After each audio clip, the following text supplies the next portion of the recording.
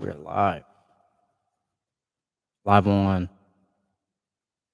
Instagram at Abu Gaddafi and live on YouTube at Abu Gaddafi. See if we can keep this to stay. 1 second.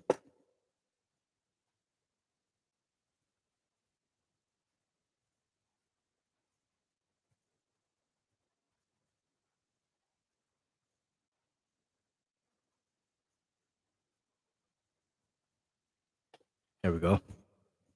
All right, we are live. We are live. Pray everyone is doing well, just as well as you possibly can be.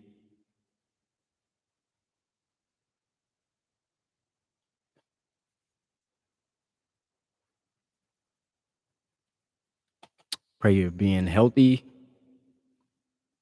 striving to be as healthy as possible, as humanly possible, regardless of the circumstances, being healthy physically, mentally, emotionally, and spiritually. So I pray health on you all. Won't hold you too long today. Just got a brief message. Um, so without further ado, first we open up in the name of Allah, who appeared in the person of Master Farad Muhammad, to whom we forever and ever give praise and thanks for raising a divine leader, divine teacher, and perhaps, or a divine guide, and perhaps most importantly, an example in the person most honorable Elijah Muhammad. In these two great and holy names, I greet the brothers and the sisters in the universal understanding of peace. Assalamu alaikum. Universal understanding of peace.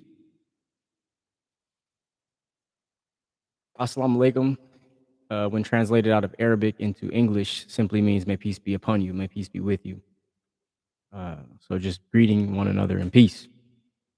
All throughout the Bible and scriptures of God, all the prophets and messengers greeted with peace. May peace be with you.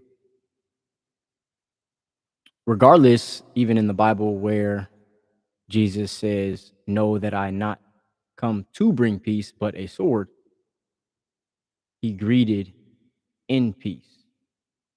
Therefore, peace was the ultimate goal, but that wasn't his intent at that moment. So with that being said, what a time to be alive. So much going on.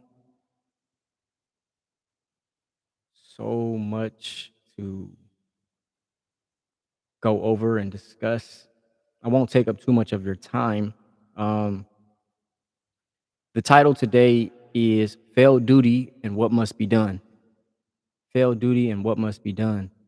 There's a lot going on in society and our environment. There's probably a lot going on in our heads, our minds, a lot going on in our families.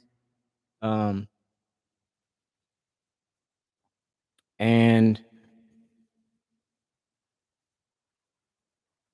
over this time period, we've discussed quite a few topics, keeping in mind the instructions: seek ye first the kingdom of God and all its righteousness, and all these things shall be added unto you.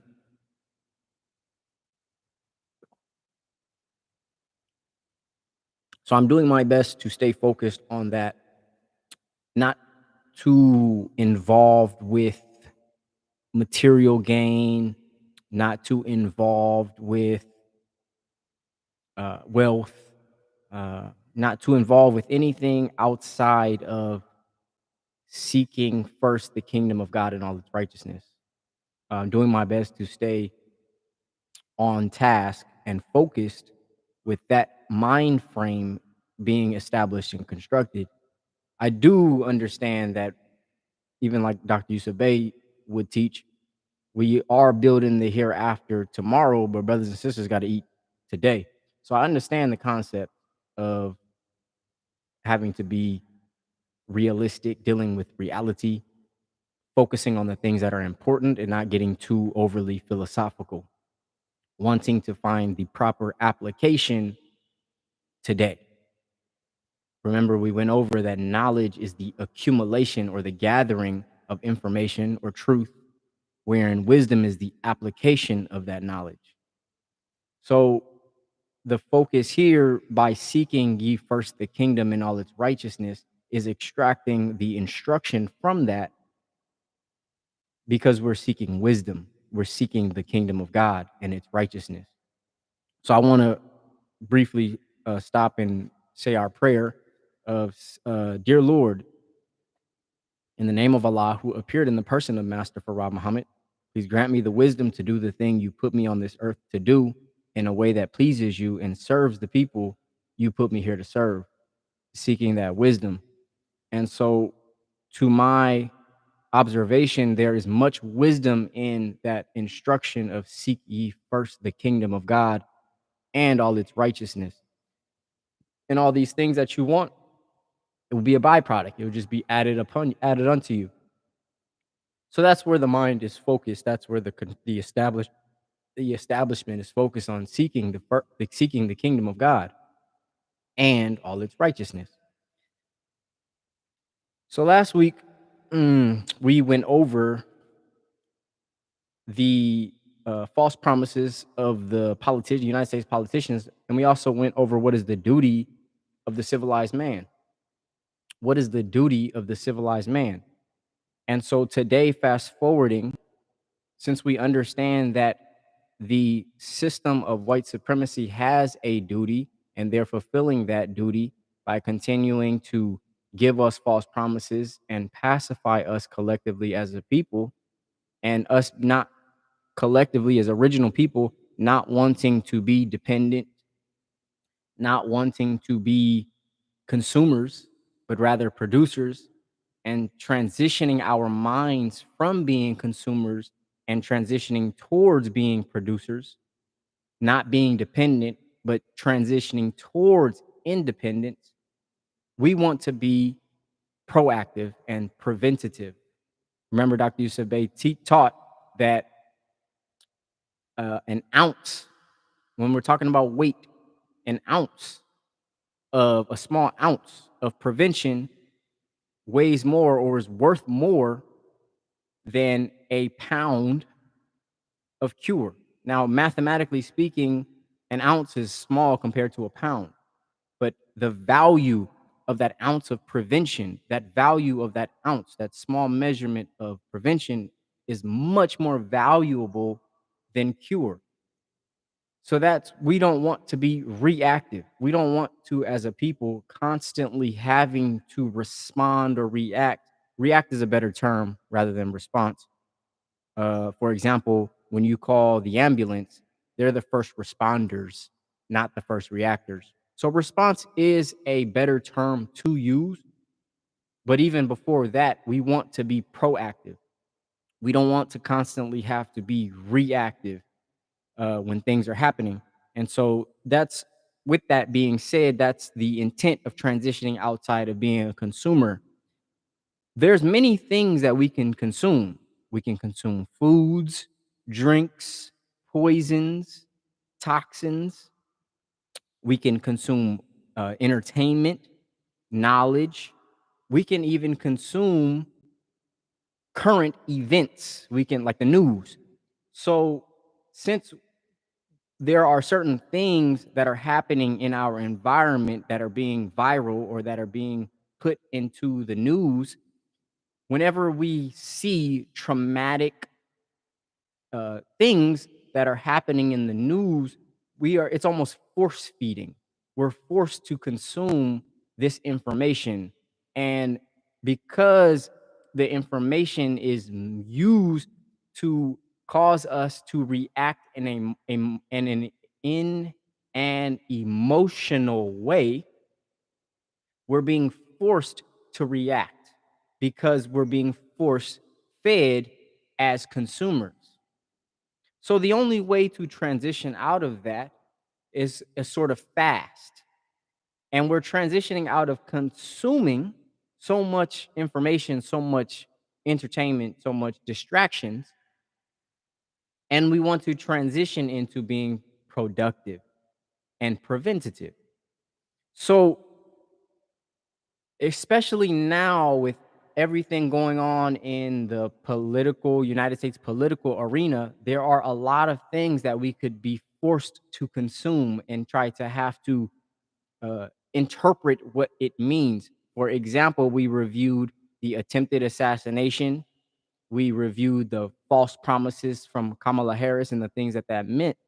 But if we are consumers, we can get lost in that quote unquote rabbit hole. We can go deep down into the rabbit hole and get lost and have no instructions or no way for us to survive and eat today. We can get so distracted with this information if we're not focused.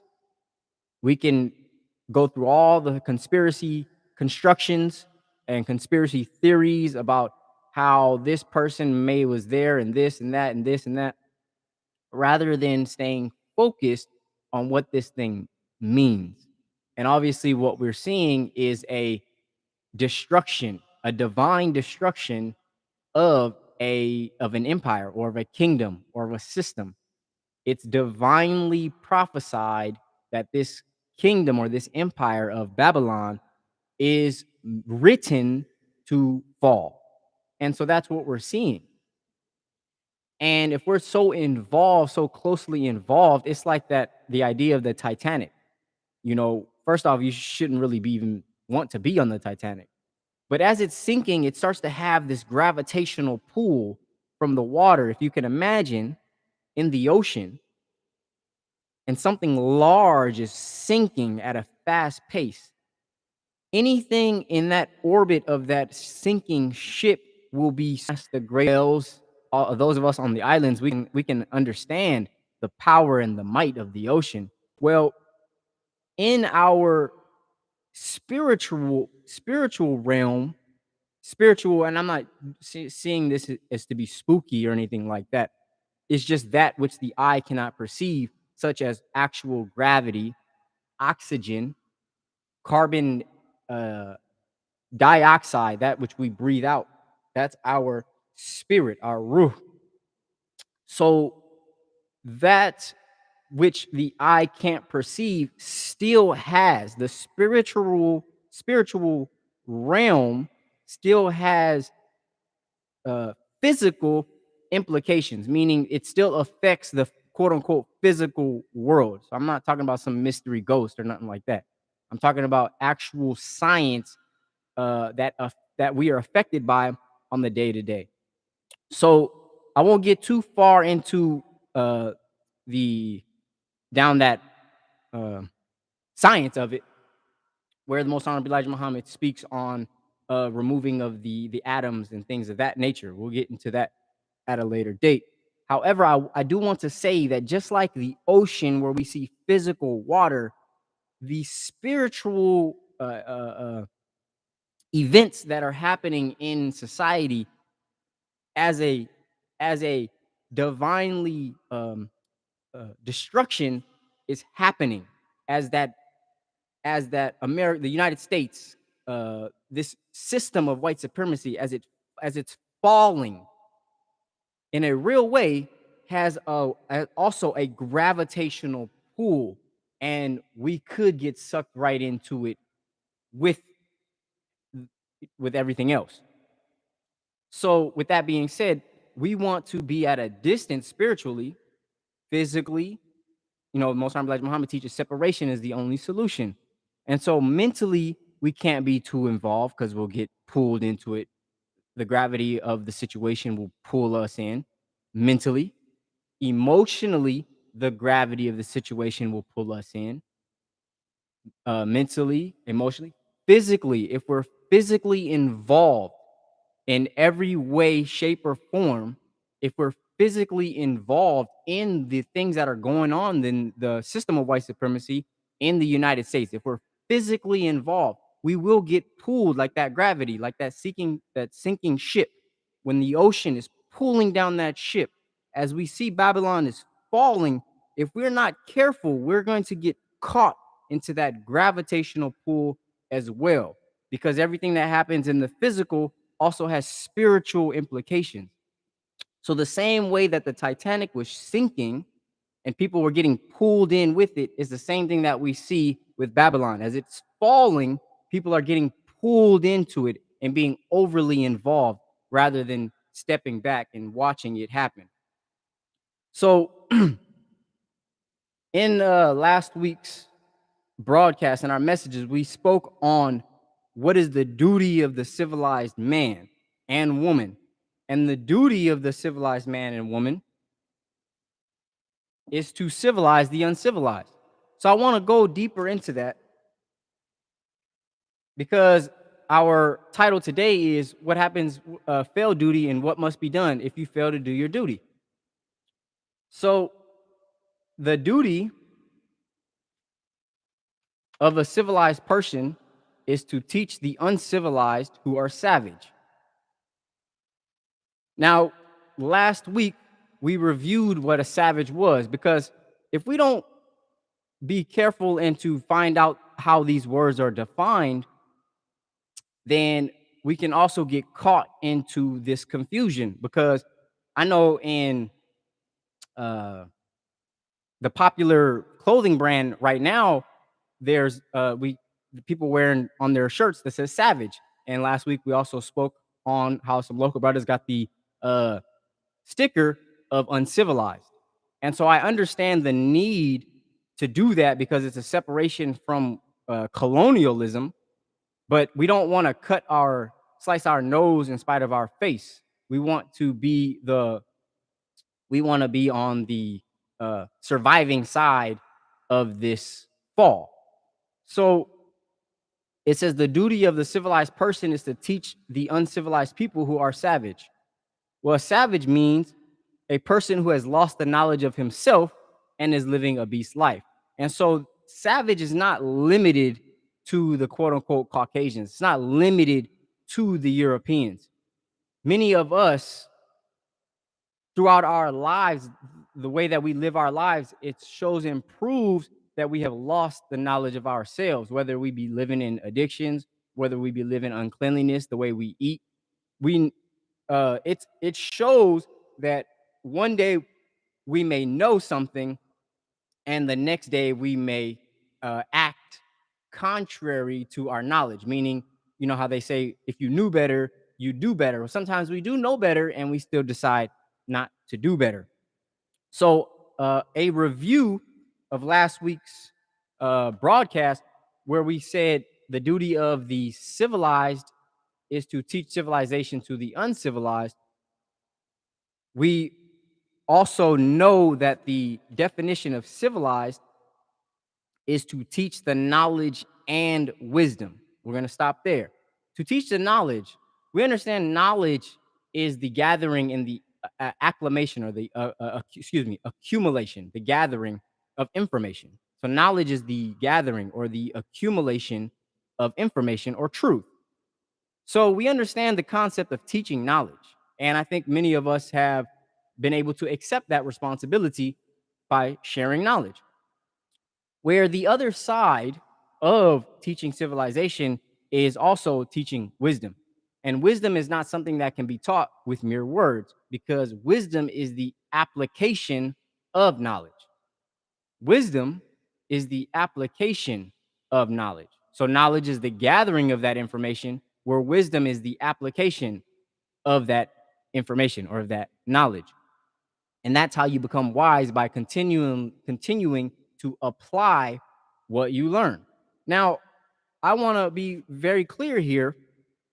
When we use the word application and it says to teach the wisdom, and the Most Honorable Elijah Muhammad and Dr. Yusuf Bey always taught to teach by example. So when we look at that word example, we can find a synonym. The word has a similar meaning to example is also representation or representative. How you are representing your civilization. So if our duty, once we accumulate knowledge, we have knowledge of self, is to teach civilization to the uncivilized, it's not necessarily just what we're teaching them with words, and also not just how we are applying the knowledge in a wise way, because the other side of wisdom is also our example. It's how we represent ourselves to the public. So I want to go into the definition of represent. So to represent, it means to present a picture or likeness of. To present a picture or likeness of. To portray or depict. To serve as a sign or symbol, or to act the role of. Now I want to go back to this definition where it says to present or a picture or likeness of. Many of us know that verse in the Bible where it says, and God created man in his image and his likeness. So imagery is how something looks, but likeness is how something behaves or how something is functions. That's its likeness. So if we can collectively agree that somewhere in the Bible in Genesis, it says that God created man in his likeness and his image, the way he looks, and the likeness, the way he functions, then we can understand that representation. God is saying, I'm creating you to be my representation in this garden. Now, represent, the prefix of represent is re. The prefix of represent, the word represent, the prefix, the word that gives its meaning in the beginning, the prefix is re, which means to do again, like repeat, remember, resign, return. Those are words with the prefix re, meaning to do again. Present means to bring before the public. So as civilized individuals, our focus is to be examples, not only in our imagery, the way we look, not only examples, representations, not only in the way we look, but also in the way we behave, on the way we treat each other. Remember, we went into good manners. Now, I want to be very clear. On my Sunday meetings, I'm dressed here with a white shirt and a bow tie. This is the way that I represent myself on this public forum, because I'm representing the teachings of the Most High Elijah Muhammad. On my business dealings, I may not always dress with a bow tie. I do dress in my business when I'm dealing with business on a day-to-day. I have a white shirt, short sleeve. That's the imagery. But the dealings, the way I represent myself as Muslim in my business as right in righteousness, it's across the board. I do my best. I'm not saying I'm perfect. I'm saying I do my best to represent myself in a certain way, and that is a method in which us as civilized people are supposed to teach civilization to the uncivilized. 99.9% of my customer base is not Muslim. I have probably got one Muslim customer. 99.9% of them are not Muslim. However, when I'm dealing with them, I still maintain respect and maintain manners as best as I can. It could always be better, for sure. It could always be better.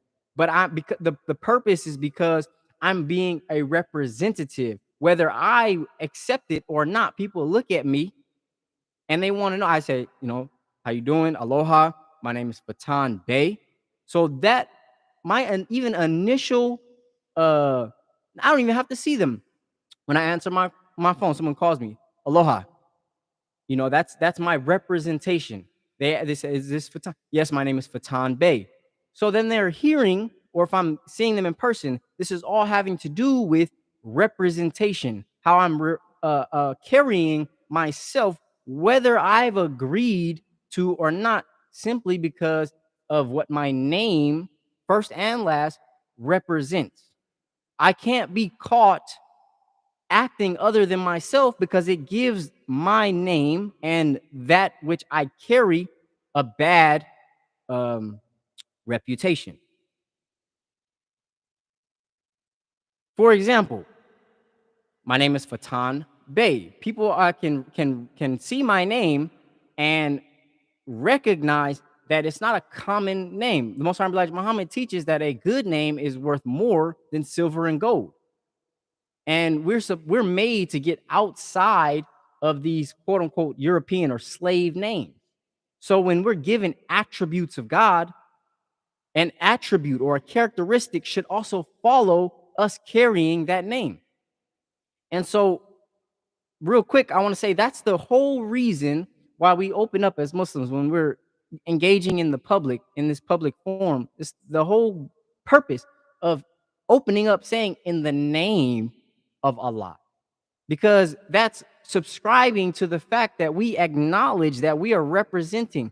You're putting Allah's name and reputation on the line for everything that precedes, that um, uh, not precedes, but proceeds.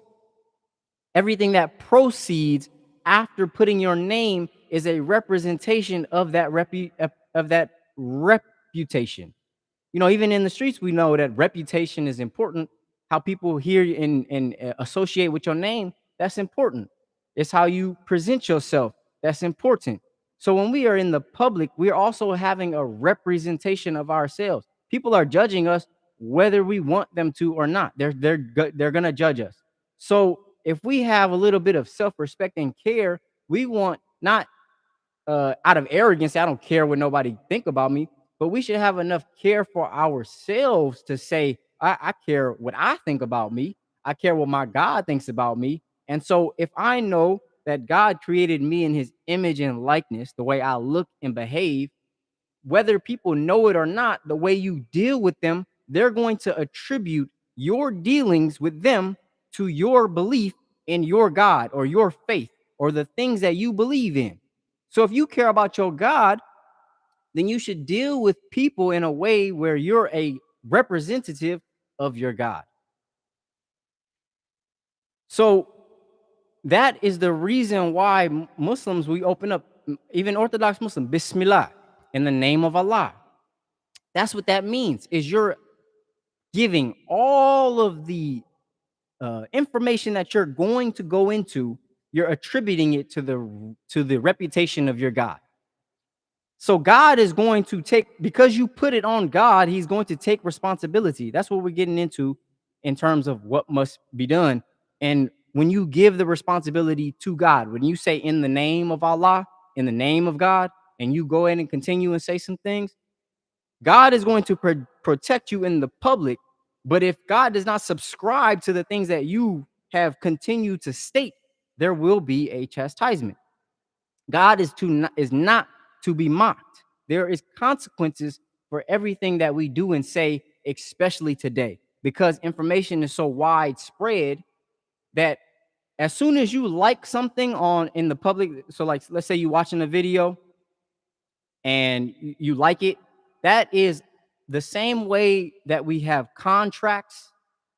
You know, when you go to on doing business dealings and they make you do a contract, by liking it, by acknowledging that you saw it, that's like putting an initial or a signature there by acknowledging I bear witness, I see it, I'm subscribing, or I agree, or I even disagree. You put a comment, but by engaging with it, you're giving it a soul signature. So even when we see things in the public and we mock them, remember I said God will not be mocked. When we see things and we mock things in the public, even though our conscious mind is mocking, our subconscious mind is giving it a soul signature. Therefore, we are agreeing to the consequences of this information. So it's very dangerous this days and time to be consuming so much information, giving our soul signature on the information and not either accepting the truth, dismissing the lies, or engaging with it in a conscious way, whether we want to apply it or we want to deny it. This is all necessary. But just like in American culture, we eat so much without digesting. Now, just like in the physical world where you eat without digesting or properly masticating or chewing the food, it doesn't matter um, how much you chew, you still got to deal with the consequence of that food. So whatever that happens, whatever the food causes to happen, you have to deal with that. So it's the same thing with spiritual food. And you know, it doesn't matter if you don't agree or you're going to mock the information, you're still digesting it. So you have to deal with it. You have to have some form. This is why I deal with the book An Invincible Truth. This is why I do my best to keep the invincible truth in the forefront as a filter. So when I'm ingesting or consuming information, even if it's clear wickedness, I have the invincible truth at the forefront to combat the information so that I don't have to deal with that the deal with consuming it without it being put down. So for example, just like in the Bible, and I know I'm kind of giving a lot of information, where in the Bible it says, they're in need of a counselor, not necessarily a counselor like a therapist, but a counselor like a lawyer. So when you're being represented or you're in the court and you need a representative, because some of us don't know the law, we need somebody to protect us or know our rights. They're at the forefront, our protectors. They're there to protect us. So it's the same thing with truth. We keep truth at the forefront so that way when all this information comes, we have something to protect us. Now, when truth comes and you mock truth, what you're doing is you're acknowledging, you're signing your soul that you saw it, you bore witness, and you were able to acknowledge the truth in it, but your response to that was a wicked response, and now you have to deal with those consequences. And so I'm going to go into a little bit of those consequences, but before we do that, I want to be clear how this is constructed. Why is the civilized man or what is the material that the civilized man uses to present himself to the public in his business dealings one on one? What is the material to maintain a decent and righteous business dealing? Not only the way we carry ourselves, but the word that we give. In our lessons, it says here, have you not learned that your word shall be made, or no, that your word shall be bond regardless of whom or what? It's very interesting that as we're given these lessons, this is how I know I bear witness that these lessons, this teaching, the word of God is alive. It's a living word. This is how I can tell. It says, have you not learned? This is God speaking. Have you not learned? As if this is something that is a continual reminder. Like I've already told you once, I've already told you twice, I've already told you 3 times. Have you not learned that your word shall be bond regardless of whom or what? And as us who say, and we're going to get into a little bit further, but we speak that we say we Muslim meaning submitting to the will of God, God's will once we have knowledge. And it says here, yes, the answer is yes. And we subscribe to this. Yes, my word is bond, and bond is life, and I will give my life before my word shall fail. And so if we subscribe, you know how you got email subscriptions that whether you like it or not, they're going to be sending you information because of a previous subscription. If we subscribe to this as guidance, as law, then we've signed, our signature is here on this in the spiritual sense, in a spiritual way, we've signed off on this agreement where it says, my word is bond, and bond is life, and I will give my life before my word shall fail. So here in the uh, lessons, I want to go into so we understand the duty, and we want to review the failed duty, what must be done. And this is a reminder that God will not be by. Remember when I said it was a message to Minister Farrakhan that he owes us apology because he said, "Is the white man the devil, not this one?" And I made it clear that that was a clear mocking of the teachings of the Most Honorable Elijah Muhammad. We have to be very careful when we subscribe to these teachings. We represent these teachings. I'm not being, in no disrespect. It's a reminder. A reminder is good for the believers. And so we have to be very, very careful about the things that we present to the public if we say we subscribe to these things. Like Dr. Yusuf Bey said, everything is real. So, even myself included, this is not, I had to come to terms with exactly what this means. This is real. This is not a fake play thing.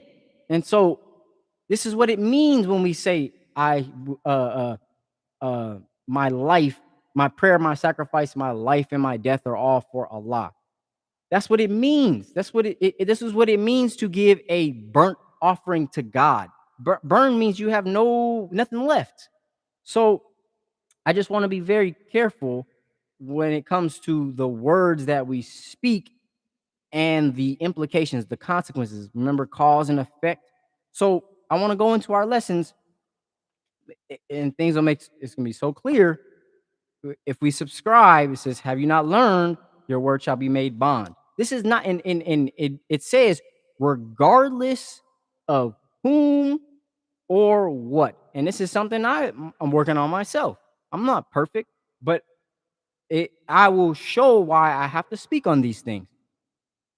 So there is no excuse for going against your word, for saying or agreeing to one thing and doing something else. There's no excuse. It says regardless of whom, means whoever you're dealing with, or what, regardless of the circumstances. And that's something I also have to keep reminding myself. Words are, this is in the Bible, life and death are in the power of the tongue. This is not a play thing.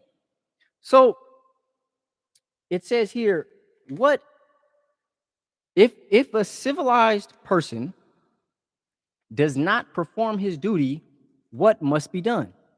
If a civilized person does not perform his duty, what must be done?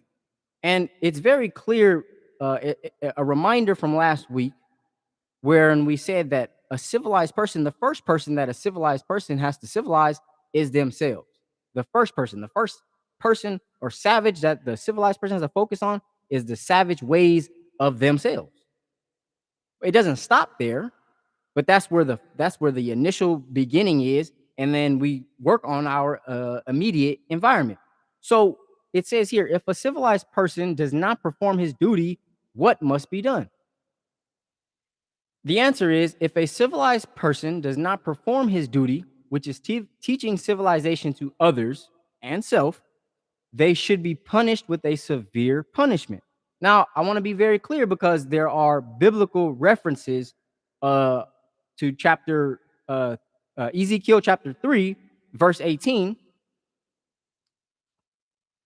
where it says, "If I say to the wicked, you shall surely die." This is God speaking. This is God speaking. "If I say to the wicked, you shall surely die, and you do not warn them or speak out to dissuade the wicked from their evil conduct in order to save their lives," basically telling them your words have meaning, your actions and deeds have meaning, you got to be careful, "then they shall die for their sin, but I will hold you responsible for their blood." The same is the same essence is repeated in the Holy Quran in in chapter 2, verse 119, where it says, "Thou wilt not be called upon to answer for the companions of the flaming fire." So it's speaking in it. This is God speaking, saying, you are meant to warn them for their deeds, but thou wilt not be called upon to answer for the companions of the flaming fire. Meaning, it's not your responsibility once the warning or once the message has been made clear. Once it's communicated and it's taught, you will not be held responsible for the way that they act after receiving the warning or the message or basically that love. Anytime somebody's crossing the street and you see a car coming, no one is caring how you're saying watch out for that car. They're not caring how hard you yell. Matter of fact, the harder you yell, the more that you're showing how much you care for that person. So many of us today are being mocked and ridiculed for sharing our love in a righteous way. If somebody is addicted to drugs, certain things that you do that you may mistake as love is actually called entitled. It's actually called enabling. When you say, "Oh yeah, I love this person. I don't. If they're gonna get some money, they might as well get it from me. If they're gonna do this, I might as well give them a play." That's called enabling, where you make a strict line and you say, if you're gonna do those things, you got to do them somewhere else. You cannot do them here. If you're going to maintain that way, you got to do that somewhere else. You can't do that here. That's love. That's a real love, because now they have to make a choice. Which one is more valuable? Is sticking to the program more valuable, or is running off and doing what I want to do more valuable? That's a real love. That's how God shows love according to the teachings of the Most High Elijah Muhammad. So, and this is something I even got to work on as a father, having that balance of patience, understanding, but also strict and being, standing firm on consequences. So, the next verse in the Bible, it says, if a civilized person does not perform his duty, what must be done? It says on Luke 12:47, and that servant, this is Luke chapter 12, verse 47, in answering to, if a civilized person does not perform his duty, what must be done? It says here, and that servant, this is God speaking, giving us information or giving us an example. If and that servant, which knew his Lord's will, remember I said, what does Muslim mean? He who submits to the will of God. How can you be Muslim and submit to God if you don't know his will? That's our whole, that's our whole duty, or our whole uh, category is to submit to the will of God. I know a lot of Christians who say they submit to God's will. A lot of Jews who say I submit to God's will. And so this is what we mean in Islam, where some strict Christians can still be considered by definition Muslim. If you say that you're doing your best, you're striving to submit to the will of God, by definition, if we were to look it up in Merriam-Webster, by definition, you're Muslim. And so that just means living in a righteous way according to the laws of God. So it says here, and that servant which knew his Lord's will, said he was Muslim, and prepared not himself, shall be beaten. So it says here, which knew his Lord's will and prepared not himself. So knew what God said and didn't take the time to prepare, failed in these duties, he shall be beaten with many stripes. Now I know some of us may be saying, "Oh, that's abuse and that."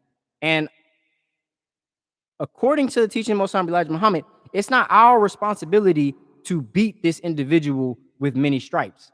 Just like in the Quran and in the previous verse in Ezekiel, where it says, "You will not be responsible for their uh, actions."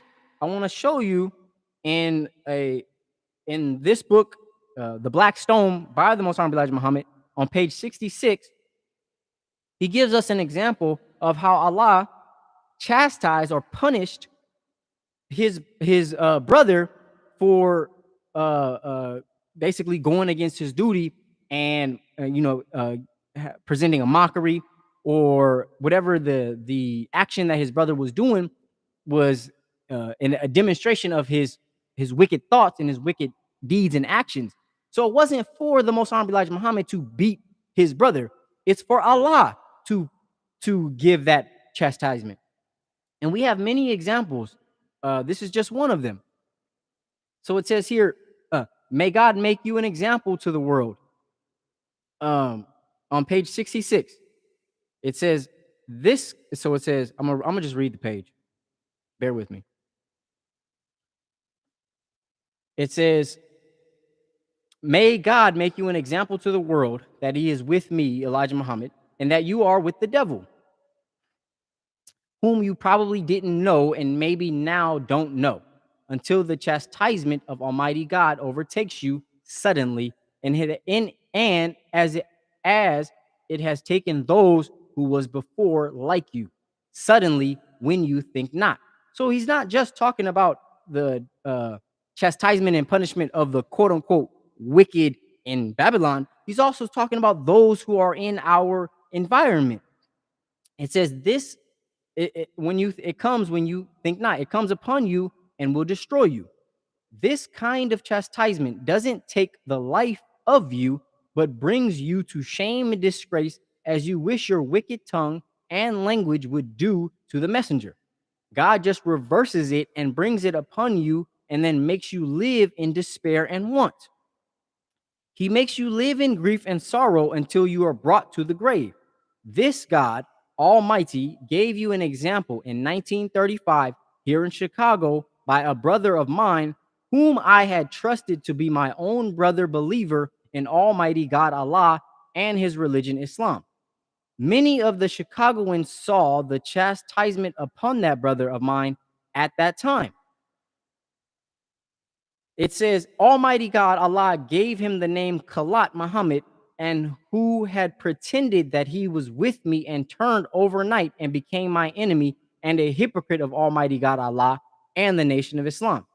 Here he goes into describing what that chastisement looked like. So he didn't say, most Elijah Muhammad didn't say that he sent himself or some brothers to beat on this man. Allah himself dealt with this brother. And it shows how Allah himself dealt with him. It says this: the chastisement came upon him in his rage one Monday morning, cast him down on the floor, and prostrated him without him being able to even blink his eyes, being unable to move his hands or feet, as a man petrified is the way he became.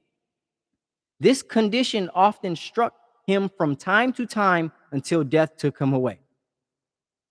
Okay? So this is giving an example of just one example of the many ways that Allah, though the person that in the person Master Muhammad, that we continuously say, God is love and God is this and God is that and merciful. Yes, God is loving. I wouldn't put an equal sign to say Master Muhammad is quote unquote love if we're defining love as an emotion, as a way of feeling. That's God is much more than love. But this just goes to show the different ways in which God, and I bear witness to this. I bear witness to the power of Allah in the person of Master Farad Muhammad, to the ways in which he will chastise, self included. You know, Allah gives an instruction. If that instruction is not met, there has to be consequences. This is cause and effect. So this is what I'm saying when it comes to us, who we say, what is the duty of the civilized man is to civilize the uncivilized. And what happens when you don't do that? You cannot say one thing and then do another. And this is an example of how Allah will deal with some of us. You know, we're living in and I would be wrong. It would be wrong of me if I didn't say these things and didn't warn people and say, you know what? If you say a certain thing, you have to stick to what you say. We living in a time where the time between cause and effect is shortening.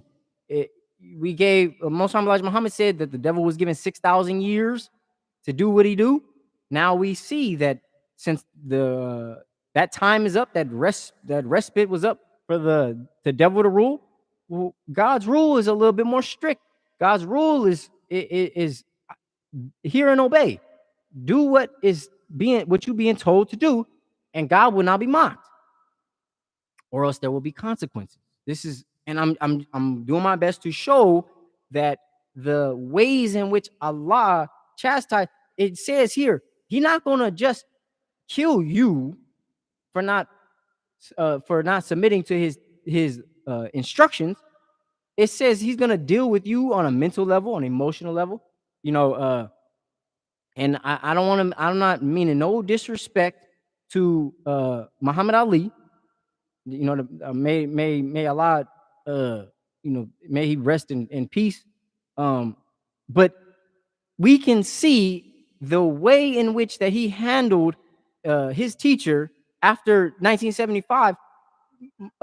Allah, in the person of Master Prophet Muhammad, took that man's ability to speak. Everyone, the whole world knew the way that Muhammad Ali uh, uh, thought and could speak so clearly. He was had the mind so fast, and he was so poetic and beautiful in the way he spoke at the gift of the gab. He could speak so clean and clearly, and could convey a message so beautifully. But he bore witness to a thing and then turned against that thing.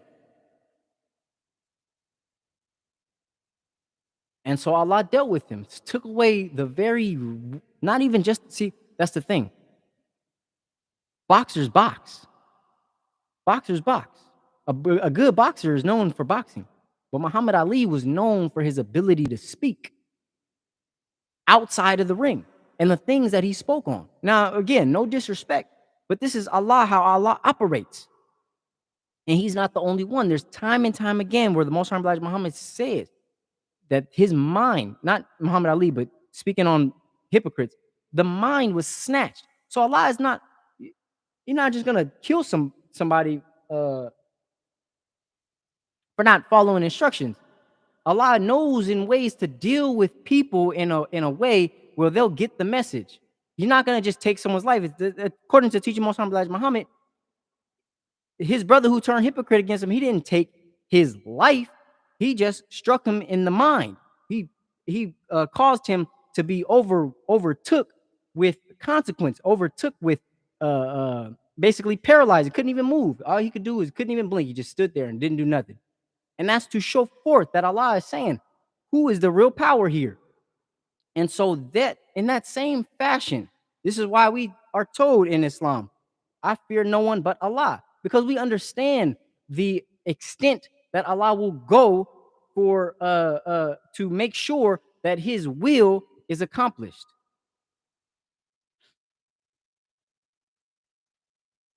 Okay, so that is the first part where it says what is the duty of the civilized, what happens if a civilized person does not perform his duty. Basically, there are consequences for that. And it's not just, you're not going to, for those people who choose to mock at the truth, it's not, Allah not going to just kill you. He may kill people in your environment. He may take people who you love. We have to be very careful about the things that Dr. Yusuf Bey, that's why I say everything is real. It's not a plaything. A lot of people want to take this knowledge and this information, they want to play with it. And the Holy Quran even says, don't sell Allah's symbols and signs for a small price. So people get this information and then want to condense it and try to capitalize and make money. That's a form of mockery. We have to be very careful about the ways in which we present these teachings to the public, because they might interpret it a certain way, and they might say, oh, this is so beautiful, because Allah is the best of planners. So just like the Quran says, the devil plans and Allah plans, and Allah is the best of planners. Allah will be able to take your action, something that you did, to perpetuate his will in a righteous way, but also chastise you for not sticking to the program in the way that you knew you were supposed to. And this is the purpose. I'll say it again. This is the purpose of before we speak, we say in the name of Allah, because we put the things that we say in Allah's name, as in his reputation, the things that we view as important. This is saying Allah is going to be holding me responsible for the things that I say. So we got to be very careful if we're going to be in this public talking about in the name of Allah and then not sticking to Allah's words. It's very clear, even in the Quran. Don't do that. It says I wanna read it just so I don't just so I'm not uh, butchering the way that it's written. Bear with me briefly. It's in chapter 2 of the Holy Quran.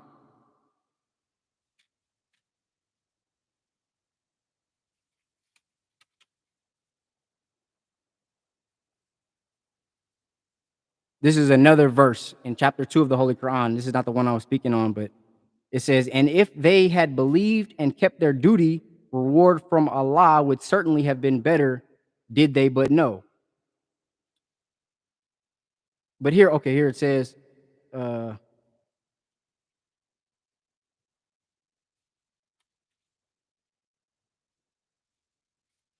Allah put it on my heart to write it, and I didn't. I mean, to read it. Oh, here we go. Okay, so it says, "Woe then to those who write the book with their hands, then say this is from Allah." So basically, stating in the name of Allah, and then it says, "So that they may take for it a small price." So woe to them for what their hands write, and woe to them for what they earn. So here's Allah speaking against putting things in His name and saying that this is from Allah for your own personal gain. This is why I don't. Yeah, praise you to Allah. Okay, so a lot going on in the public, and I'm just saying we gotta be very, very careful, self included, self included. Okay, so now we go into an invincible truth.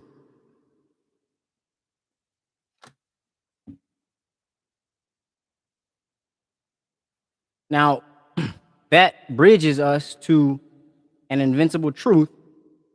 August 11th, I want to remind us that this article was written, August 11th, 1956, and today is August 11th, 2024.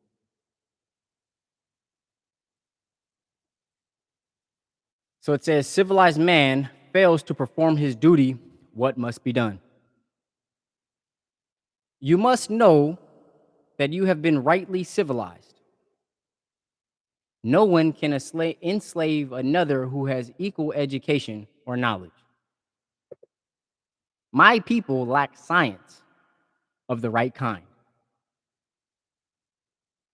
Allah God, to whom praise is due, is here to give you and me a superior knowledge of things and a country to ourselves. This is what Allah God is here. This is Most Honorable Elijah Muhammad teaching. My people lack science or knowledge of the right kind. So he's saying we got science and knowledge of not the right kind, of the wrong kind. Allah God, to whom praise is due, is here to give you and me a superior knowledge of things, and a country to ourselves. This is what we know: seek ye first the kingdom of God and all its righteousness. God is here to give us a country to ourselves, and we have to be able to qualify ourselves for those positions that await us by not only what we know, but how we behave. It says, seek ye first the kingdom and all its righteousness. And that's our dealings with self, and that's our dealings with other. We cannot be saying one thing and doing something totally different. This is why the lessons say, have you not learned? Your word shall be bond. It says separation is a must. Separation is a must. It is the only solution to our problem. The only solution, it says, to our problem. It was the only solution, according to the Bible, for Israel and the Egyptians, and it will prove to be the only solution for America and her slave, whom she mockingly calls her citizens without granting citizenship. Remember, we use that term mocking, and God will not be mocked. But when you mock, whenever something is mocked, it's basically a soul signature by bearing witness. In order for you to mock something, you have to bear it with its witness first. to say, "Yeah, I saw it," and my response to seeing it is to make fun of it or to take it or to do whatever the case may be, rather than treating it the way it should be treated. It says, calls her citizens without granting citizenship. We must keep this in our minds at all times that we are actually being mocked. The most honorable Elijah Muhammad teaching. We must keep it in our minds at all times that we are actually being mocked. That's what's actually going on. Even in the public, when Kamala Harris, she uses the rappers, when she uses Megan Thee Stallion and Quavo as a representative or as a bridge. What do you call them? A liaison, somebody to speak, to communicate her message to the public. That's us being mocked. This is what I think about you. All it takes is me for me to use some rappers to get your attention and your vote. That's being mocked. I think it is a disgrace to us. Give me one second. It says, I think it is a disgrace to us for ever being satisfied with only a servant's part. Mm. Should not we as a people want for ourselves what other civilized nations have? He's talking about our standards right now. When are we satisfied? When they give us just a little bit? It takes a true friend or friends to help another or others to enjoy equal freedom, justice, and equality. How you know this is what the Most Honorable Elijah Muhammad teaches? The real Islam is to want for your brother what you want for yourself. That's how you could tell. So if a brother has something and he says, "I want you to have it," and he shows you how to get it, then that brother has a real love for you. But if a brother keeps something from you and then he don't got no love for you. And you gotta want for your brother what you want for yourself, but you also have to want for yourself. If a brother, this is what the Most Honorable Elijah Muhammad says: if you got a bowl of soup and and if you got a bowl of soup, your brother got half a bowl of soup, I give my brother half a bowl of soup, but I'm gonna show him how to make his own pot. You can't just keep getting from my bowl. I show you how to make a pot. Now it's your responsibility to make yourself a pot for you and your family. You can't keep taking from my bowl. That's not a real love. That's not wanting for your brother what you want for yourself.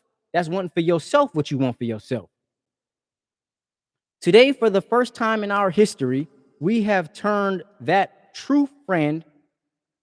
Today, for the first time in our history, we have that true friend in Allah, who came in the person of Master Prophet Muhammad and the Nation of Islam. If we only would submit and accept him. It is written in Revelations 14:1 that 144,000 of us will accept and return to our God and people. And the rest, 16,856,000, would go down with the enemies of Allah God. Notice he says here, we'll go down with the enemies of Allah God. Remember in the beginning of the broadcast, we spoke on how that sinking ship has a gravitational pull that will pull people in its environment, in its orbit, will pull it down with it. So this the most honorable Muhammad here is making that statement, would go down with the enemies of Allah God. For this sad prophecy of the loss of my people, I write what I am writing, hoping perhaps that you may be able to beat the old prophet's predictions by making the truth so simple that a fool can understand it. That's what the Most Honorable Elijah Muhammad is saying. You make it so simple. It doesn't have to be overly complicated and overly philosophical and got to draw lines here and there and this, and there's no conspiracy and this person involved. No. If you want people to be able to beat this prophecy, you make it so simple that it says here, I am writing, hoping perhaps that you may be able to beat the old prophet's prediction by making the truth so simple that a fool can understand it. Now, I want to remind you that by the Most Honorable Elijah Muhammad stating it's so simple that a fool can understand it. That doesn't necessarily mean that the fool accepts it, because remember, we talked about mocking. A fool is the one who mocks the truth. So it doesn't make him dumb. It's not stupid. It can be intelligent. It can be an intellectual genius. If the fool understands it, understanding or comprehension rather, comprehending it is a prerequisite for mocking. So you have to be able to even comprehend the truth in order to even mock the truth, and that's cause and effect. So it says here, you must be rightly civilized. In bold capital letters, Most Honorable Elijah Muhammad puts it, you must be rightly civilized. You must go back to your own people and country, but not one of you can return with what you have. You must know that this is the time of our separation and the judgment of this world, the system of white supremacy. Remember, we talked about the judgment of this world, the fall.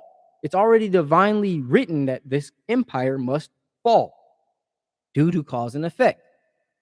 And so that's the judgment is already made. You know, in the end of the verdict, has the jury come to a verdict? Yes, Your Honor, guilty. All right, well, that's the judgment. Therefore, Allah God has said to me that the time is ripe for you and me to accept our own, the whole planet Earth. That's our own, the whole planet Earth. We're not subject and limited. It's the whole planet. What are you waiting for? The destruction? Come, let us reason together, but you cannot until you have a thorough knowledge of self. You can't. So come, let us reason together, but you cannot until you have a thorough knowledge of self. You know, this reminds me, I will have the verse for you. This is just a inspiration. Uh, I will have the verse for you, wherein it says, I believe it's either the Bible or the Holy Quran, where it says, enter the city with humility. Humility means you have a thorough knowledge of who you are. Arrogance means that you don't know. You have this overly compensated or mistaken identity. So you compensated with you compensated with arrogance, whereas a true confidence brings about humility. Even the Quran says Islam is easy unless you're arrogant. It's easy for the humble. So when you have a thorough knowledge of self, it says, come, let us reason together. But you can't reason. You can't reason until you have a thorough knowledge of self. And how can you identify with somebody who has a thorough knowledge of self? Humility. Surely not your slave masters who blinded you to the knowledge. The white race's civilization will never work for us. It says they taught you and me to eat the wrong food, both physically and mentally. Allah God has blessed America with plenty, not because she is good, all kinds of foods enough to spare for every hungry person the world over. Now, this reminds me of that quote from Biggie Smalls. I'm going to say it, and it's going to connect to what I was saying about who you, it says here, who are you waiting on to teach you the knowledge of self? Surely not your slave masters. Come, let us reason together, but you cannot until you have a thorough knowledge of self. It says here, some of you may remember that quote from Biggie Smalls in one of his rap songs where he was like, believe me, sweetie, I got enough to feed the needy. Believe me, sweetie, I got enough to feed the needy. So he's saying that, but why didn't he dead now? So, you know, can't really speak too negatively on the dead. We should learn from that experience, but he got, believe me, sweetie, I got enough to feed the needy. So if he's saying that and not doing that, that means he is giving himself a certain representation for what he can do without being righteous by actually doing it. And that's a lot of the ways that we demonstrate our wealth today, because we want to be, for some reason, we want to be, we want to, excuse me, we want to demonstrate our wealth in an unrighteous fashion. Just like Biggie Smalls, when he was like, believe me, sweetie, I got enough to feed the needy. That was a demonstration of how he give an example of his wealth and not a righteous way. So many of us will get into positions of power and we get in positions of wealth. And instead of demonstrating our wealth in a righteous way, we demonstrate our wealth in a wicked way. And that's what the Most High Elijah Muhammad is saying when we don't have a thorough knowledge of self. Obviously, Biggie Smalls didn't have no thorough knowledge of himself. So when he had some money, he did what he did. I'm not gonna speak negatively on the dead, but it just reminded me. And that is a example of how America operates, where it says they taught you and me to eat the wrong food, both physically and mentally. They, meaning the devils, the system of white supremacy, taught us how to live like that. You know, the nigga is a product of the devil, of the system of white supremacy created the nigga. God created original man and woman, aboriginal people who are humble. That's what it means by the meek shall inherit the earth. It was the system of white supremacy that created the niggas. So you a lot of us in the public, we want to say that we righteous and we got knowledge of self, but we still act like some niggas. Perfect example, Busta Rhymes. Busta Rhymes, man, I had already made mention that the brother was in the public, him and Rick Ross, putting the name of Master Farad Muhammad on one of their rap songs, putting it in the same way, in the name of Allah. The Quran says don't do that. And I said, after that was done, that's the same way that these Orthodox Muslims will open up liquor stores and sell the pig and alcohol to our people. It's the same thing that we doing as quote unquote original people. Busta Rhymes supposed to have knowledge of self. Why would he put a song with Rick Ross, who ain't got no knowledge of self, call it Master Farad Muhammad? The whole Muslim whole community of Muslims who say we subscribe to the teaching of Most High Muhammad are supporting that without actually listening to it and realizing that Master Farad Muhammad does not want to be a representation of the things that was mentioned in that song. But it's a perfect example of how Master Farad Muhammad will capitalize on the I don't say mocking, but the misrepresentation, because that song, that name got millions of views. So Master Farad Muhammad name was exposed to millions of people.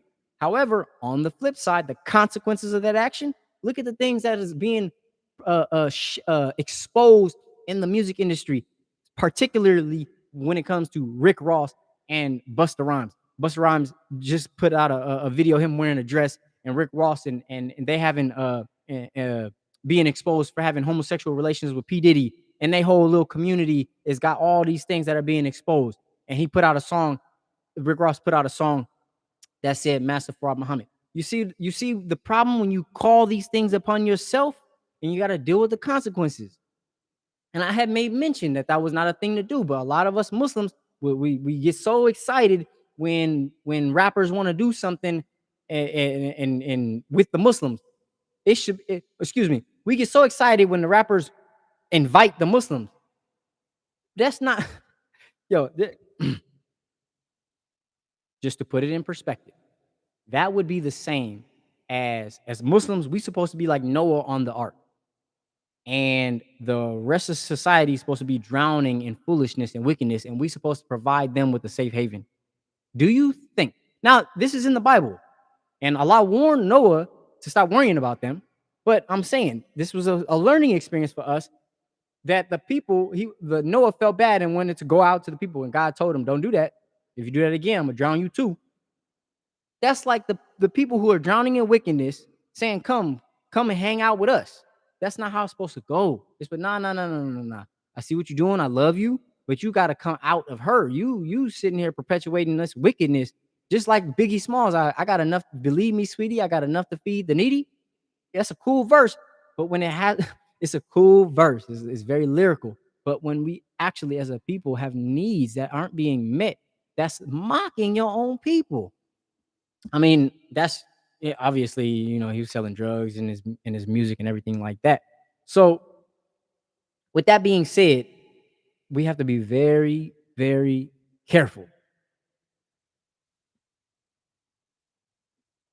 It says here in the Invincible truth. After receiving this great blessing, she eats and drinks the divinely forbidden food and drinks at the same time blessed with the best. Millions of pounds of beef, lamb, chickens, and fish of all kinds, yet she eats the dirty, filthy hog talking about America, system of white supremacy, the Europeans all over, and then taught us. Remember, I told you the system of white supremacy, these devils, they're the ones who made the niggas. That's the devil's creation is the niggas. Just like it was Yakub who made the white man through a process of grafting, the Caucasian, the system of white supremacy. Yakub's system created the Caucasians, so the system of white supremacy created niggas. But Allah came to to create us back and to remind us who we are as original people on the face of the planet Earth. So it says here, uh, yet she eats dirty, talking about the America, filthy hog to Allah God's dislike, and almost forces the so-called Negroes to eat it, or I would say everyone. Now I highlighted this uh, to make a point. It says, I'm gonna repeat it and then I'm gonna share with you some historical events that are important, especially here on the island of Hawaii, where it says here, uh, she eats the dirty, filthy hog to Allah God dislike and almost forces the so-called Negroes to eat it, or I would say everyone. So the system of white supremacy has forced everyone to eat wicked foods. And I want to show you, especially here on the island of Hawaii, there are certain foods that are popular, such as spam is very popular, Portuguese sausage, corned beef hash. All of these foods that are first unhealthy, but they're in cans. And I don't see a lot of people, especially in my generation, the young people who have accepted this as tradition, has not questioned how these foods got so popular to local people. You know, especially the big bags of rice. And local people, we just accept it as being a local dietary choices. Well, I wanted to share something with you. In 1941, uh, there was the most of us know about the attack on the Pearl Harbor. Well, in that time, in 1941, there was instituted a martial law. So, martial law is a regime or is a bill or an action that imposes restrictions on the residents. And one of those restrictions was the rationings of food, and it has also strict controls on liquors and the banning of other things and blackouts, basically, and curfews. Well, in 1941, all the way up until 1944, there was a limit on the foods that was being brought in from other states. So there was only a limited amount of food, so people had to be dependent on the what was left or what was stored. You know, the non-perishable foods, the canned foods, the foods that didn't go bad. You know, fruits go bad quickly, but canned foods will last a lot longer. And so through that process of martial law, they made the locals, the residents of Hawaii, only stick to certain foods. That's where the spam and the big bags of rice, all these foods that didn't go bad that you could feed a lot of people with. That's how they were able to basically get these people dependent on these unhealthy foods. And so now, when we don't question these things, or why is spam so popular? You know, you can go to McDonald's and Portuguese sausage and corned beef hash and all these different Vienna sausages, all these different unhealthy foods that we know is causing us diabetes and gout, having big old bags of rice, and we say, "Oh, this is just it runs in my family." No, we have to go back far enough to see that these foods was forced on people and then just became a tradition. Because if you look at the ancient people of Hawaii, the Kanaka, they didn't have these diseases of diabetes and gout. They were still big, Polynesians and all the Nesians along the islands. Us original and indigenous people, we were big people who had a healthy diet along the land. We ate from the land, didn't have these diabetes and these gouts and these dietary problems, overly sugared diets of food. It's when the system of white supremacy, the colonialism, taught us collectively as original people to eat the wrong foods. It made us dependent. It made us dependent on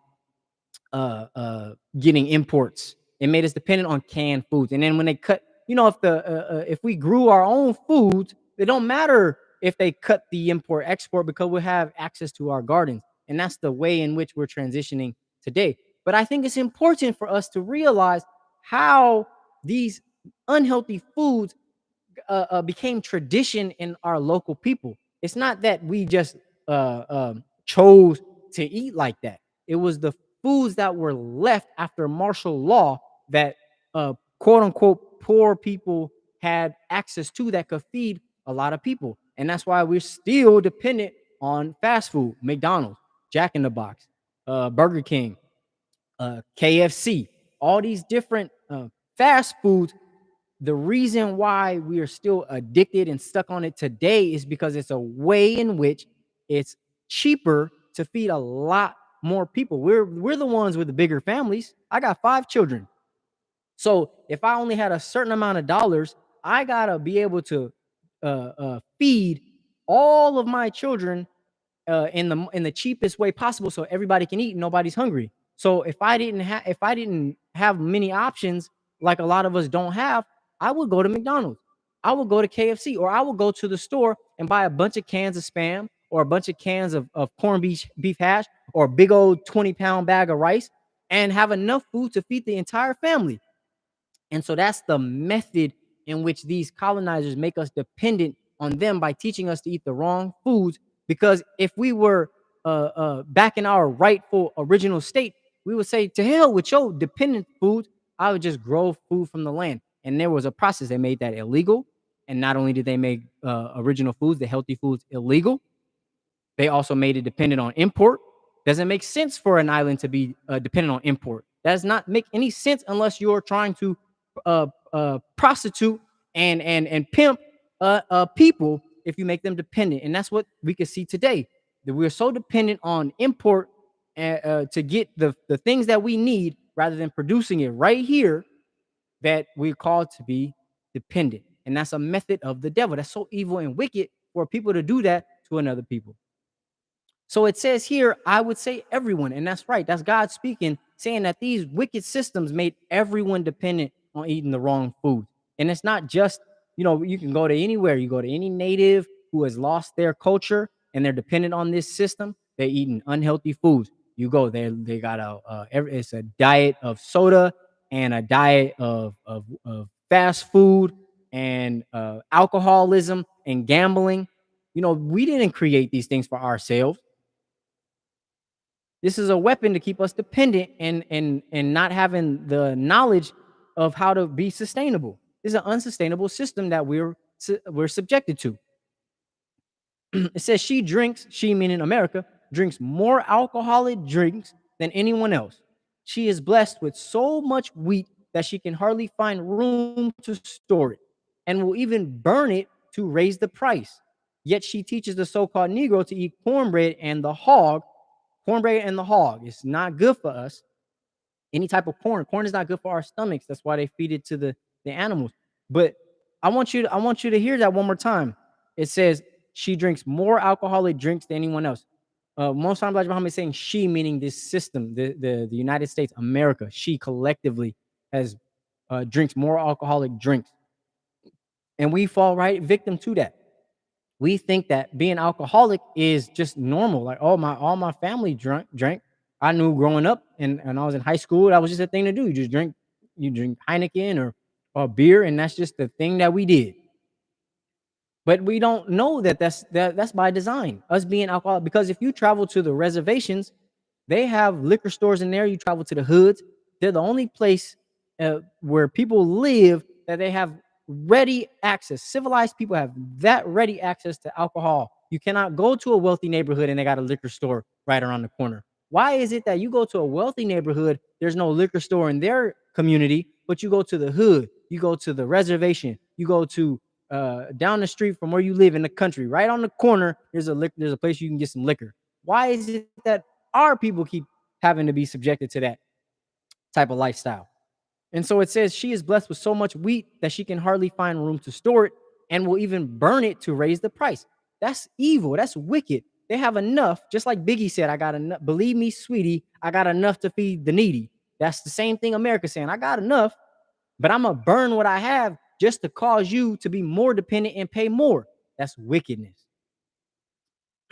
So it says here, both of which are a slow death to people in the southern part of this country, America. It's the way we eat cornbreads, the breads, the health, the fast foods, and the pig. It says, "My people, original people, the indigenous and the native people, the people of the earth, have been reared on such poison foods, and now all the doctors in the world can't tell them that it is not good for them."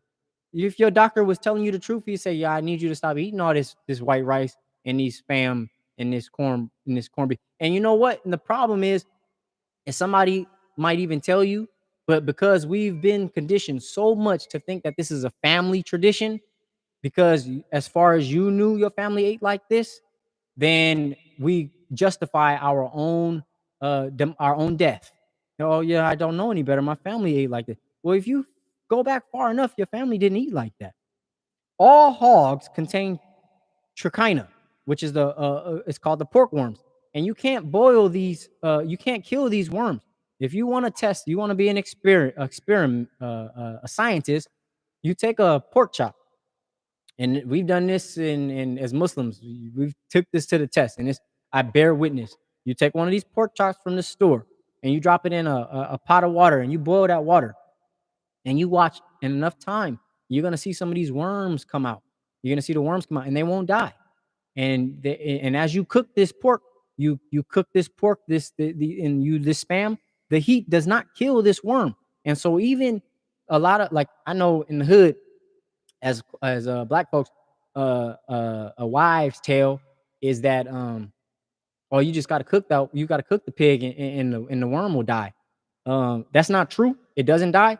But even if it did, even if the worm did die, isn't that kind of nasty to eat? To know that there's some worms in that food, and like that's nasty. So like, oh, there is worms in there, but we just got to cook it to where that's nasty. That's nasty. And just to be clear with you, they don't die. When you eat them, you digest them. Them worms, they travel from your stomach to your brain. This is what it means when they say, uh, "You are what you eat." This is why we look in society and we see every person and people who eat that pig have a more savage, beast-like nature and have a harder time taking care of themselves. When you look at quote unquote civilized people who are known for their astonishments and their scientific advancements across the planet, and you look at their diets, they didn't eat no pig.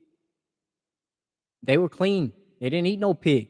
But you look at the European and you look at us who are subjected to their rulership, we are eating this pig and it's not good for us. If we would be so dependent on eating this pig and then drinking this liquor and being overly sexualized and eating healthy diets, there's no wonder why we're in the condition that we're in as a people, as a dependent people who are we keep killing ourselves and our children don't know how to act in the public. It all traces back to the thing and to the habits that we have. It's no guess. There's no doubt now that we have this knowledge that we can say, oh, you know what, this food is poison, this liquor is poison, this pig is poison, these cigarettes is poison. If we continually and consciously poison ourselves and choose to keep poisoning ourselves, it doesn't take a rocket scientist to realize that the way that we behave is poisonous. No, it says here, all hogs contain the trichino worm. It's called pork worms, whose larvae, the babies, infest the intestines and muscles of the hog eaters. So as we eat it in our stomach, these worms continue to make their way throughout our bodies. This animal, hog, is one of Allah God's most hated and never was intended to eat. So you go, and it's very clear without a single doubt. In the Bible, it says, don't eat that pig. In the Quran, it says, don't eat that pig. In the Torah, it says, don't eat the pig. Very, very clear. You see some Orthodox Jews don't eat that pig. They might sell the pig, but they ain't gonna eat it. You see some Orthodox Muslims, they might sell the pig, but they won't eat it. Some Christians, Orthodox Christians, won't eat the pig. The New Age Christians, they'll use Jesus's words to justify their consumption of the pig. He is made for medical purposes. This is talking about the pig. The pig is made for medical purposes. It says God made him for the white race for their science medical purposes because of their physical weaknesses, which came from being grafted from the original nation, thus making them a prey to attracting germs. So they needed the pig to be able to work on it so that they can get cures. So they test their medicine on the pigs. So it says, therefore, they demand a superior poison germ for medical purposes to cure the many diseases that they attract. This Allah God has taught me and much more on the subject, but space won't permit me to go further on it. Jesus was wise to this race, according to John 8:44. See Matthew's 8:31. The hog is for the white race, but not you and me. They used it for medical purposes, but we don't need that pig. We don't need to be anywhere near it unless we're using it to clean up our dump, to go ahead and basically the garbage disposal. They're the garbage disposal of the planet. The hog is grafted from cat, rat, and dog, says Allah. See Isaiah 66:17 through 65, verse 4. So Isaiah 66, verse 17, all the way to verse 65, chapter 65, verse 4.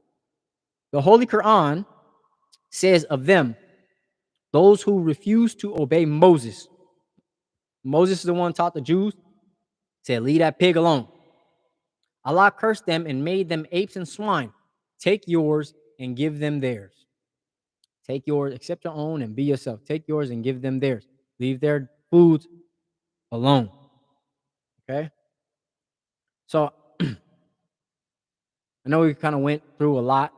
It was the beginning was a little emotionally taxing for me. So I pray I give thanks for you being patient with me. It was a little bit difficult for me to articulate from the heart and to be uh, uh, uh, a very concerning. Seeing the direction that a lot of people with knowledge are going is very scary because the way that Allah will chastise a lot of us who have the knowledge and don't articulate it properly, basically making a mockery and playing games with this teaching. Better to leave it alone. It's better to just don't touch it, and accept it. This is why it took me so long to even. Anyway.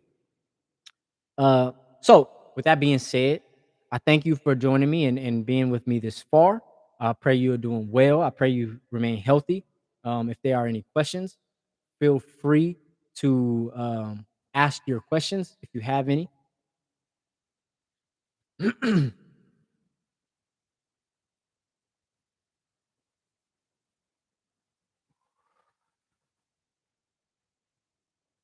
Okay.